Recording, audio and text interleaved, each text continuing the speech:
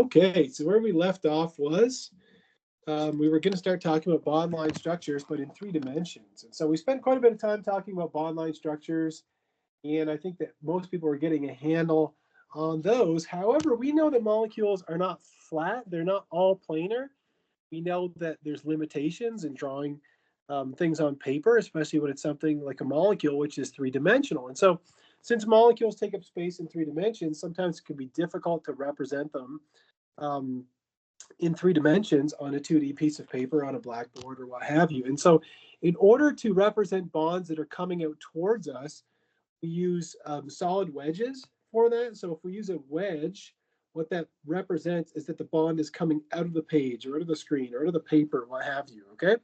And if we use a dash, on the other hand, what that means is that the bond is going back into the paper or into the page or into the screen, what have you. So you can see here that in this first molecule that says acyclic, okay, this is a bond line structure. So we look at the wedge and the dash the same you would as any other bond. So if I isolate this carbon here in blue, how many hydrogens are attached to this carbon? Could anybody tell me?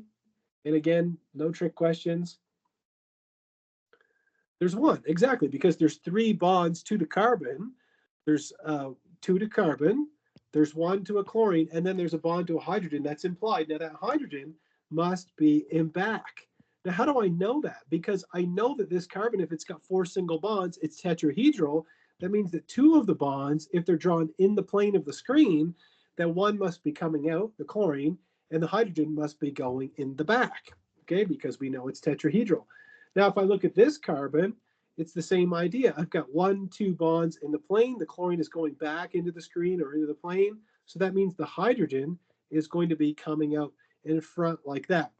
We can see that we use dashes and wedges on rings as well. So here we have this molecule that if we just have a 6-membered ring like this, we call that cyclohexane. The name is neither here nor there. At the moment, you see this hydroxyl is pointing down, and this hydroxyl is pointing up. Now, both of the carbons that have the oxygens attached directly to them also have hydrogens attached to them. But on this one, the hydrogen is coming up. And on this one, the hydrogen must be going down like that. And then finally, this one is one that boggles people's minds sometimes, but this is a bicyclic structure. So you have 2 rings fused together. You have a 6-membered ring, 1, 2, 3, 4, 5, 6. So there's 6 carbons in a ring. But then you also have a 5-membered ring, 1, 2, 3, 4, 5 attached along with it as well. So we call this a bridge. Okay, this part is a bridge going over the larger ring. But you can see the bridge is coming up out of the page. Okay, now if you're wondering, is there any other way you could demonstrate that? It's actually not that easy to draw, but what you'd look like is something like this, where you have your 6-membered ring like this, and then your bridge is on top like that. And in this case, the bromine is going up and the methyl group is going down, something like that. You don't have to worry about that a whole lot for now. It's just understand that the wedge is coming out towards you and the dash is going into the page. Now, other structures that we can use are Fisher projections, and you've probably seen these if you've studied biology at all. Sometimes you'll see glucose represented in a Fisher projection. This is not a picture of glucose, it's a different sugar. But anyhow, these were developed by a scientist by the name of Emil Fisher.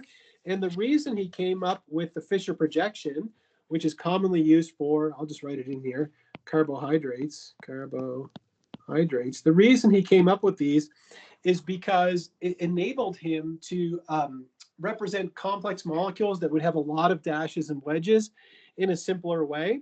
Sometimes we use a Haworth projection.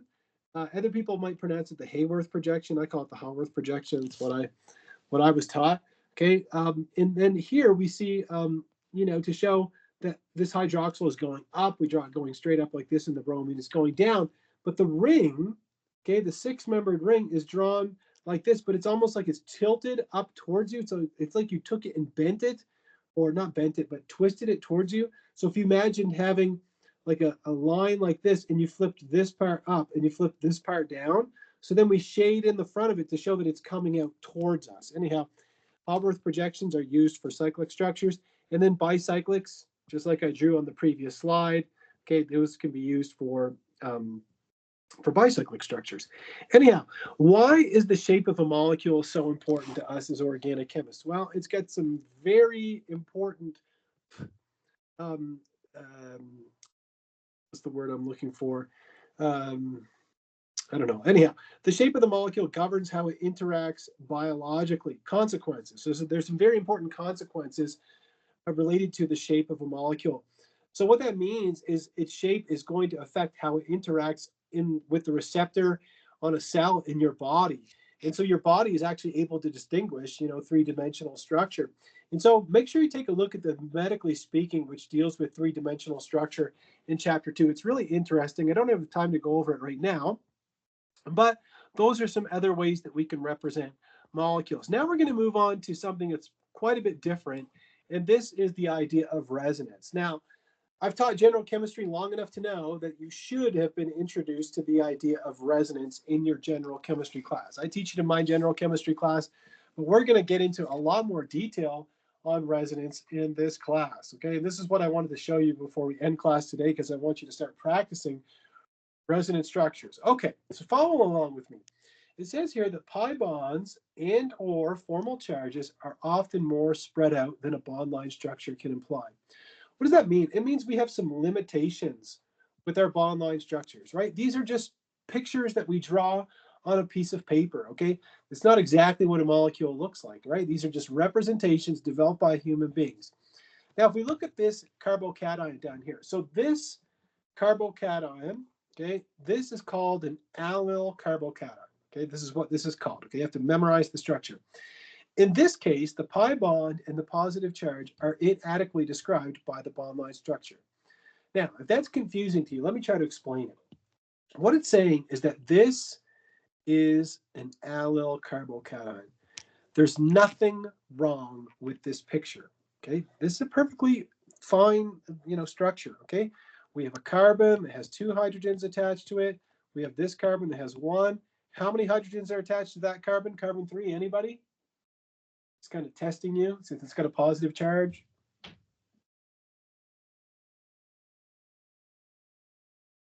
No, it's got 2. Exactly, because it's got a positive charge, right? If the carbon has a positive charge, it only has 3 bonds. So there's nothing wrong with this structure. Okay, the structure is perfectly fine. However, what it's telling you is this: it's not a perfectly adequate representation of the molecule, okay, or the ion, the allyl carbocation. So what happens is that it says there is a p orbital on carbons 1, 2, and 3. What does that mean? Let's take a look here. Let me erase some of this. If I look at carbon number 1, the hybridization of that carbon is sp2. Okay, this is an sp2 hybridized carbon. Carbon number 2 is sp2 hybridized. And when we have a carbocation, as we went over earlier today, it is also sp2 hybridized. Now, if all 3 of these carbons are sp2 hybridized, that means I have a p orbital on this carbon. I'll just pencil something in here that looks like a p orbital. I have a p orbital on this carbon, and I have a p orbital on this carbon as well. So all 3 of those p orbitals are overlapping. Okay, and what it does is it forms kind of like a conduit, like a tunnel almost.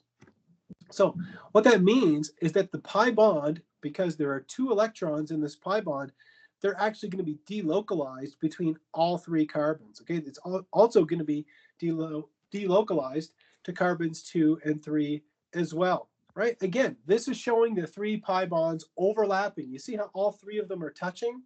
Okay, if they're touching, what happens is it allows the electrons to move throughout the overlapping area. So we say the molecule has resonance, meaning it has delocalized electrons. If you remember last class, I said electrons are like hyperactive children. If you give them room to move, they're going to take it. Okay, if you give them room to move, they're going to take it. And so our double bond, the electrons are not just residing between carbons 1 and 2, they're also between carbon 1 and 3, or sorry, 2 and 3. Now, if you're confused, it can be difficult to understand this. So how can we use bond line structures to accurately describe the positive charge on the allyl carbocation? It says the pi electrons can exist on both sides of the middle carbon, so we can draw 2 resonance structures. So when we draw resonance structures, we always put square brackets, always for resonance structures. Resonance structures. If you draw resonance structures and you forget your square brackets, it's not a proper resonance structure. So resonance structures like that. Now, you might say, what this is showing is this molecule is vibrating back and forth between the two. It is not.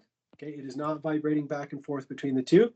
This arrow is not an equilibrium arrow. This is a resonance arrow. Resonance arrow. Okay. In equilibrium arrow looks like this. This is the arrow we use for equilibrium. So that arrow is not a resonance arrow. So the resonance arrow in the brackets indicate that these structures are actually describing one compound. So we need two structures to completely describe one compound, the allyl carbocation. So because neither of those contributors exists, right? This doesn't exist and this doesn't exist. The actual structure is an average or a hybrid of the two of them.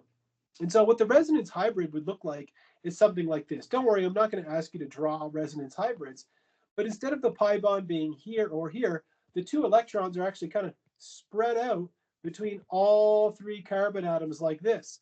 The positive charge is not here or here. It's actually spread out between both of those carbons, okay? And so we put a delta plus here and a delta plus here. Again, don't worry, I'm not going to ask you to draw a resonance structure. But what you've got to understand is that it's not switching back and forth. It's not this 1 second and then this the next second. It is not vibrating or switching back and forth. It's like a nectarine. If you've ever had a delicious nectarine before, a nectarine is a hybrid of a peach and a plum. But when you look at a nectarine, it's not like it's a peach 1 second and a plum the next second. It's a hybrid of the two of them. So this is kind of like the peach and the plum in a way, but we use them and we say if we average the two of them, we get something that looks like this. But as organic chemists, we find that actually drawing the resonance contributors is very, very useful. And we actually don't draw the resonance hybrids all that much. So the delocalized electrons are more spread out in a resonance structure. Therefore, they're lower energy, and therefore they're more stable. And so resonance serves to stabilize a molecule. So what that means is that electrons can spend time close to multiple nuclei all at once, and it maximizes attractions and it stabilizes the entire thing. So if we take a look at curved arrows, then we're going to use curved arrows to help us represent different resonance structures. So with that in mind, what we have left in chapter 2 is we have to cover curved arrows, okay, curved arrows, then formal charges in resonance. Then we're going to look at the resonance patterns. I strongly recommend that you read this section before class on Thursday, the resonance pattern recognition. We're going to go through all the patterns. Okay, we're going to get some practice drawing resonance forms. We're going to talk about how to assess resonance structures, which ones are more valid, which ones contribute more to the hybrid. And then we're going to talk about stability of contributors. And then we're going to talk about the hybrid one more time, delocalized lone pairs, and that will wrap up chapter 2. So we don't have that many slides left. If I go back, there's only 52 in the whole chapter, and we're already at 26, okay? And we have 3.5 hours to cover 26 slides, so we'll be fine. So what I highly recommend that you do before class on Thursday, is read the remainder of the chapter, do all the practice problems from chapter 1, and start the practice problems from chapter 2, start memorizing your functional groups. And I'll post an announcement about quiz 1 today with all the details on that, so you'll have those.